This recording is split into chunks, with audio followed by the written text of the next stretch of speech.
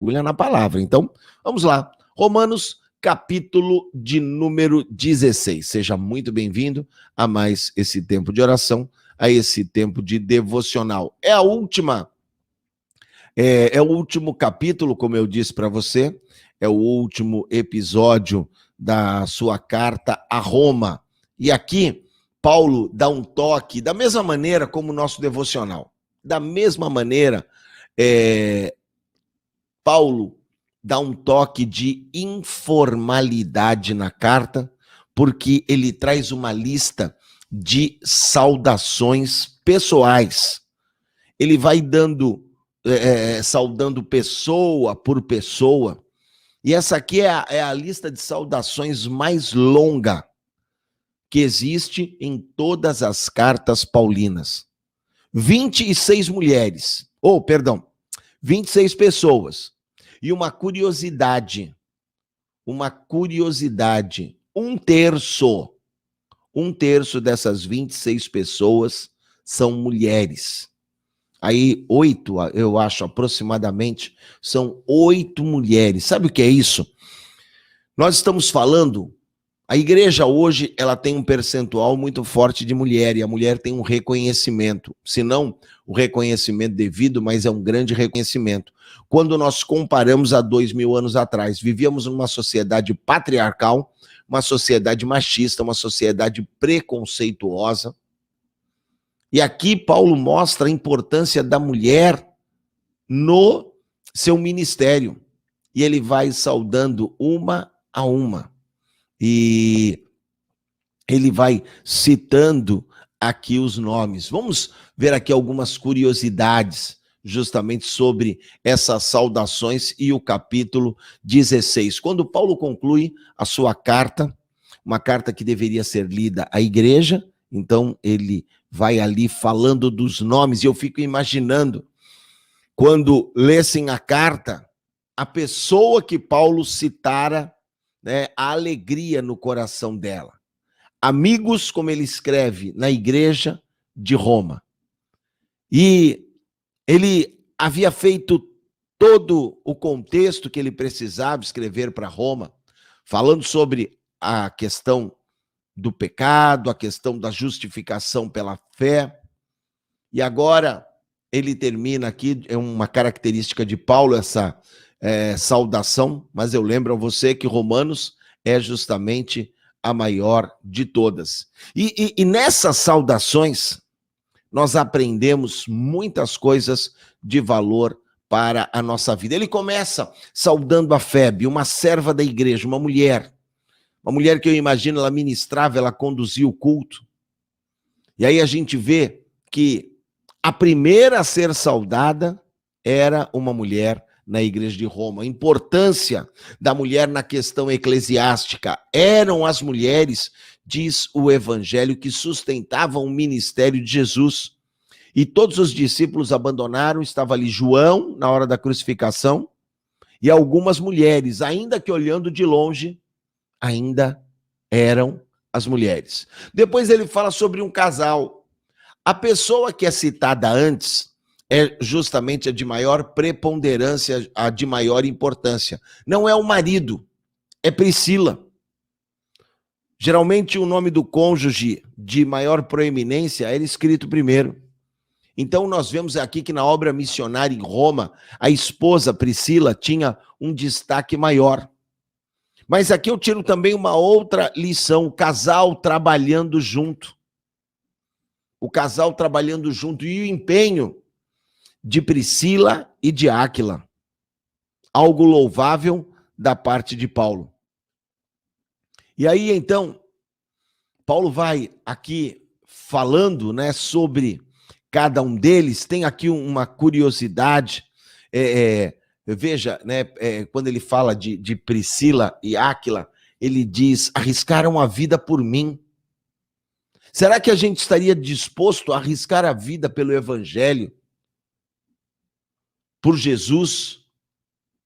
Quanto mais por um de seus ministros? E aí eles saúdam Epêneto, o primeiro convertido, Maria, que trabalhou por vocês, Andrônico e Júnias, meus parentes que estiveram na prisão comigo, são notáveis, estavam em Cristo entre os apóstolos, estavam em Cristo antes de mim. Saúdem Ampliato, meu amado irmão, Urbano, nosso cooperador em Cristo, meu irmão Estaques, Apeles, aprovado em Cristo, aqueles que pertencem à casa de Aristóbulo, a família de Aristóbulo, Herodião, parente de Paulo, pessoal da célula, da casa lá da família de Narciso, que estão no Senhor. Aí um nome bonito bíblico para menina, Trifena e Trifosa. Saúdem Trifena e Trifosa, mulheres que trabalham arduamente no Senhor. Saúdem a amada Pérside, outra que trabalhou arduamente no Senhor. Eu conheci uma Pérside, Trifena e Trifosa, graças a Deus, ainda não. E aqui no versículo 13, saúdem Rufo, eleito no Senhor, e sua mãe, que tem sido também para mim um espaço. Alguns estudiosos acreditam que Rufo era filho de Simão Cirineu. Simão Cirineu morava em Jerusalém, ajudou Cristo a carregar a cruz. O que ele está fazendo em Roma, o filho dele? Ora, com a dispersão, a perseguição, muitos judeus fugiram de Jerusalém. Mas olha que interessante, eu creio, como muitos estudiosos creem, que Alexandre, ou melhor, Rufo, eleito no Senhor e sua mãe, foram frutos da ação de Simão Cirineu. Eu imagino Simão chegando naquele dia mais tarde em casa, sua esposa o esperando para o jantar, e ela perguntando, amor, por que você demorou tanto?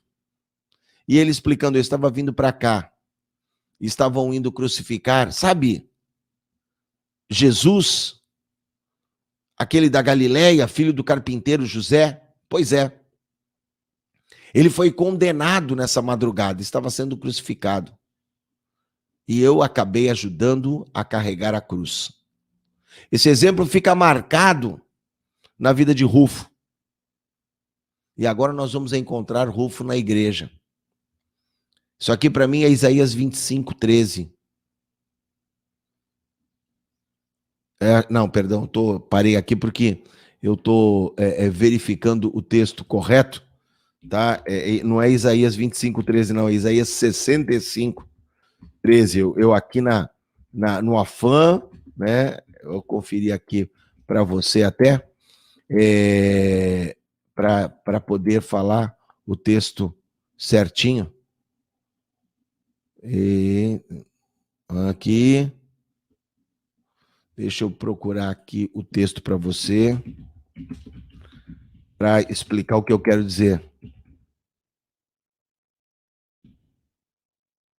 Deixa eu achar aqui o texto. Não, 65, 23. E não trabalharão em vão, nem terão filhos para calamidade.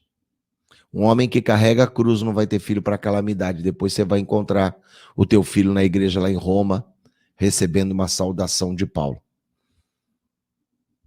Há quase 30 anos, mais de 25 anos que eu trabalho para o Senhor. E eu tenho essa certeza de Simão Cirineu. Os nossos filhos serão encontrados na casa dele, como Rufo foi encontrado também. Temos ainda Assíncrito, Flegonte, Hermes, Pátrobas, nomes lindos, Hermas, Filólogo, Júlia, Nereu, sua irmã, Olimpas, todos os santos que estão com eles. Total aí, eu contei e falei para você, são 26. 26. E Paulo, depois das saudações pessoais, ele continua trazendo aqui ensinamentos. Ele pede, por exemplo, que a questão da saudação do relacionamento não seja fria, não seja indiferente, mas seja calorosa. Paulo fala aqui de abraço e beijo, ainda em tempos que estamos em tempos de pandemia, não é verdade? Mas Paulo fala aqui sobre a afetividade. Saúdem-se com o beijo santo, e as igrejas de Cristo enviam saudações para você, para vocês aí em Roma. Além do beijo, o que Paulo fala? Paulo traz uma advertência: cuidado com o briguento, cuidado com o herege na igreja. Paulo adverte os cristãos de Roma: fiquem espertos com os desordeiros na igreja, aqueles que semeiam discórdia, aqueles que dividem o corpo de Cristo. Faça mais do que obedecer. Olha o verso 19, irmãos. Romanos 16, 19. Todos têm ouvido falar da obediência de vocês, por isso estou alegre. Mas quero que sejam sábios em relação ao que é bom e sem malícia em relação ao que é mal. Eu quero que vocês vão além da obediência. Seja inocente, sabe? É sábio para o bem e simples justamente para o mal. Prudente como a serpente, simples como a pomba. E que a esperança seja a nossa base. Que a esperança seja a nossa base. Romanos 16, versículo 20. Em breve, o Deus de paz esmagará Satanás debaixo dos vossos pés. Que a graça do Senhor esteja convosco. Deus tem tempos de paz, uma paz universal que vai nos dar vitória contra o inferno, e o mal não mais existirá. Paulo fala aqui sobre Tércio, seu assistente na escrita da carta aos Romanos. Eu, Tércio, redigi essa carta. Saúdo vocês no Senhor. Ele aparece aqui, e agora já não é Paulo falando, mas sim Tércio. Depois de enviar ao povo de Roma a saudação de Timóteo, bem como de Lúcio, Jason e Sosípatro, parentes de Paulo que estavam com ele. Gaio também, cuja hospitalidade Paulo havia desfrutado, enviava saudações à igreja de Roma. Erasto, homem influente, administrador da cidade, e também Quarto, enviavam saudações à igreja de Roma. Tércio, o redator dessa carta. O Espírito Santo, o autor, mas muitos escritores. O Espírito Santo sempre usando o ser humano. E a gente encerra Romanos. Quero ler para você os versos 24 em diante, que é uma grande bênção para ser lembrada e relembrada. Que a graça do nosso Senhor Jesus Cristo seja com todos vocês. Ora, aquele que tem poder para confirmá-los pelo meu evangelho, pela proclamação de Jesus Cristo, de acordo com a revelação do ministério oculto dos tempos passados, mas agora revelado e dado a conhecer pelas escrituras proféticas por ordem do Deus eterno, para que todas as nações venham a crer nele e obedecer-lhe. Ao único Deus sábio seja dada a glória para todos sempre, por meio de Jesus Cristo. Amém